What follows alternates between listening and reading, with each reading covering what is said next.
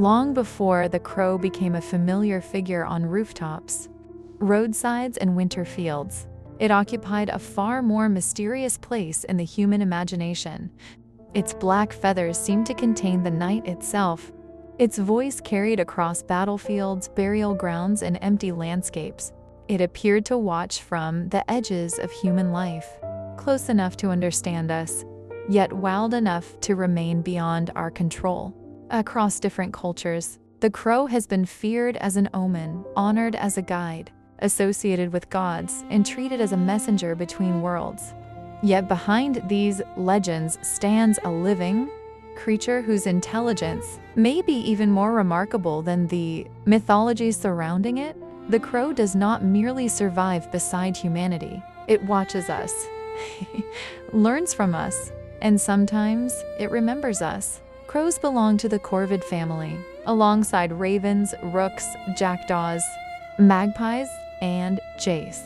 These birds are known for their extraordinary adaptability and problem-solving abilities. Although crows and ravens are often confused in folklore, they're not the same bird. Ravens are generally larger, with heavier beaks, wedge-shaped tails, and deeper, more resonant calls. Crows tend to be smaller, more social, and more commonly seen living close to human settlements. Ancient storytellers did not always make such careful distinctions. Translations changed, regional names overlapped, and the blackbird appearing in one version of a legend might become a raven in another. What remained consistent was its meaning. The black corvid became a creature of knowledge, prophecy, death, transformation, and divine communication. In Irish mythology, the crow became closely connected with the Morrigan, a powerful figure associated with battle, sovereignty, prophecy, and fate. She sometimes appeared in the form of a crow or a hooded crow, particularly when death or conflict drew near. In the stories surrounding the warrior Tulane, the Morrigan attempts to warn him of what is coming. After his death, a crow lands upon his shoulder, confirming to those watching that the great warrior has finally fallen. The crow was not merely feeding upon the aftermath of battle. It represented the presence of fate itself. She sometimes appeared in the form of a crow or a hooded crow, particularly when death or conflict drew near. In the stories surrounding the warrior Tulane, the Morrigan attempts to warn him of what is coming. After his death, a crow lands upon his shoulder, confirming to those watching that the great warrior has finally fallen. The crow was not merely feeding upon the aftermath of battle. It represented the presence of fate itself. To encounter such a bird was to be reminded that forces beyond human command were already moving. The crow knew which way the battle would turn, who would rise and who would not return home. Yet the Morrigan's connection with the crow was not limited to destruction.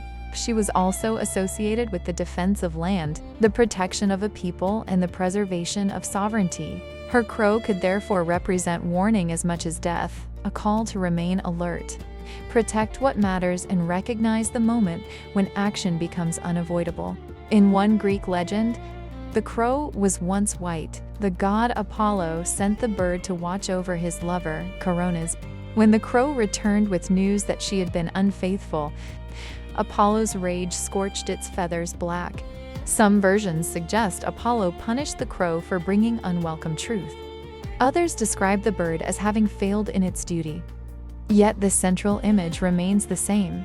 The crow carries knowledge to a god and is permanently changed by what it reveals. This legend gave the crow an enduring connection with uncomfortable truth. It became the messenger that sees what others would rather keep hidden. Its darkness was not a sign of ignorance, but the mark left by knowledge. The crow had witnessed something forbidden, spoken what it knew, and carried the consequences upon its feathers forever.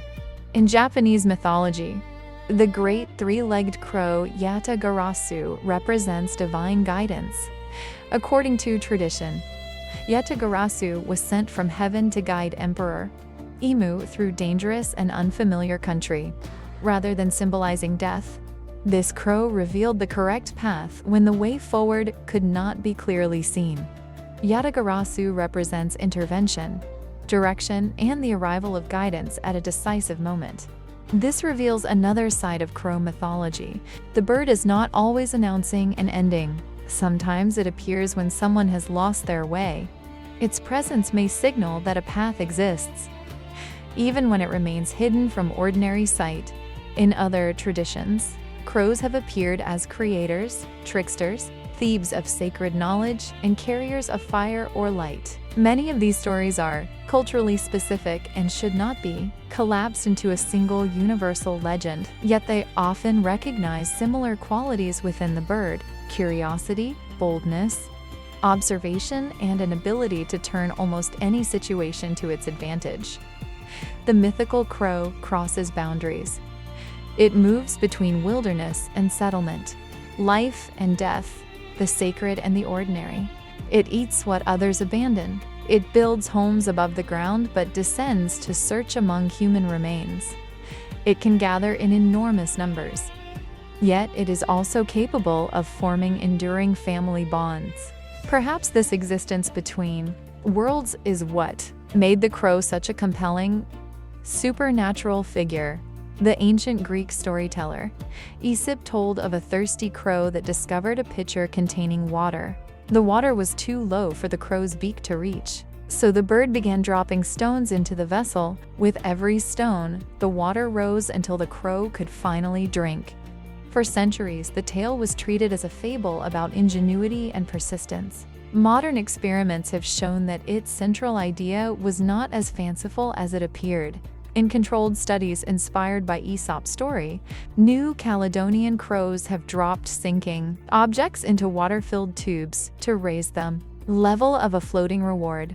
They showed preferences that helped them solve the problem, including choosing useful objects rather than those that would not produce the same result. The ancient image of the clever crow may have grown from genuine observation. Our ancestors did not need laboratories to realize that this bird was thinking. New Caledonian crows are especially famous for making and using tools. They can shape plant material into hooks, use sticks to reach food, and complete tasks requiring more than one stage. In experiments, some have used one tool to obtain another tool, which could then be used to reach a reward. This requires the bird to resist the immediate temptation of the food and work through a sequence of actions. Their intelligence is not identical to human intelligence, and scientists remain careful about projecting human thoughts onto animals. Even so, the evidence reveals complex memory, flexibility, and problem-solving. A crow does not have hands. It has a beak, feet, and a brain built along a very different evolutionary path. Yet, it can still manipulate objects, understand relationships, and develop new ways to overcome an obstacle.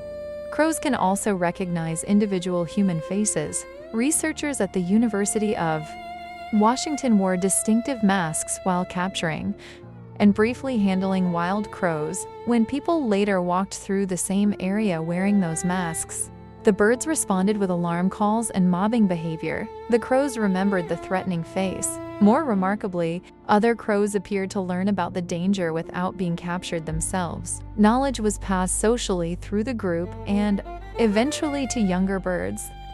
A crow's warning does not necessarily end with its own experience. It can become shared knowledge.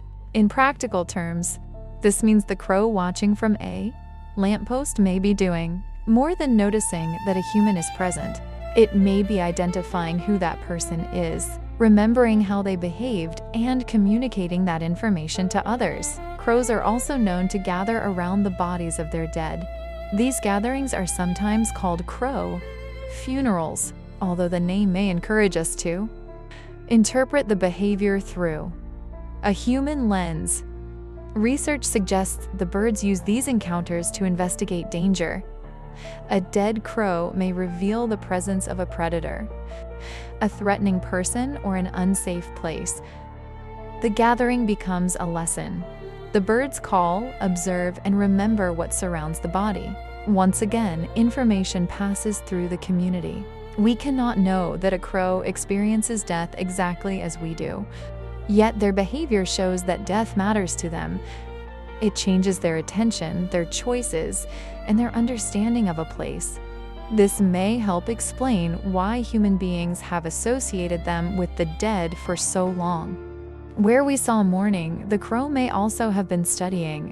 Where we imagined a spirit gathering, the flock may have been ensuring that the same danger did not claim another life. The truth does not make the moment less powerful. It gives the legend another layer. A group of crows is famously called a murder.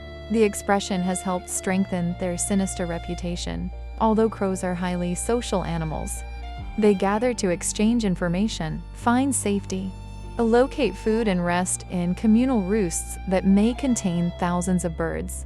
What looks ominous to human eyes may be a vast network of communication. Every call can carry information. Every sudden movement may alert another bird. Every gathering contains relationships, rivalries, family members, and accumulated memory. Their society is hidden in plain sight above our streets. Stories are often told of crows leaving small objects for humans who regularly feed them. Coins, pieces of glass, buttons, and other curious items have sometimes been interpreted as gifts. Such exchanges should not be romanticized into a rule. Not every crow will offer treasures, and the precise motivations behind this behavior can be difficult to prove. Yet crows are capable of recognizing individual people and forming associations based on repeated encounters. They know who behaves gently. They know who brings food. They also know who has frightened or harmed them. This is perhaps the most unsettling truth behind the legend of the crow. Its judgment is not entirely imaginary. Within modern witchcraft and spiritual practice, crows are frequently associated with shadow work, prophecy, protection, ancestral presence, and the ability to see concealed truths. A crow appearing in your life does not carry one fixed supernatural meaning. Not every bird is an omen, and no living creature should be reduced to a symbol created for human use. Sometimes a crow is simply living its own complex life. Yet symbolism begins in the relationship between the outer world and the inner one. If the sight of a crow makes you pause, examine your surroundings, or confront something you have avoided, the encounter has already become meaningful. The crow teaches observation. It does not rush blindly into what it does not understand. It watches, remembers, and adjusts. It learns which places are safe, which faces can be trusted, and which warnings must be shared. Its magic is not found only in death or darkness. It is found in awareness. For thousands of years, we have imagined crows as messengers from somewhere beyond the visible world. We placed them beside goddesses, followed them through sacred legends, and listened for prophecy in their voices. We feared them when they gathered near them, dead and searched for, meaning when one appeared alone. Science has not stripped the crow of its mystery. It has shown us that the creature behind the legend is capable of recognizing faces, solving problems, using tools, sharing warnings, and carrying knowledge across generations. Perhaps the crow became a symbol of hidden wisdom for one simple reason: it was always watching more closely than we realized. And while humanity spent centuries creating legends about the crow was watching us in return. The crow remembers,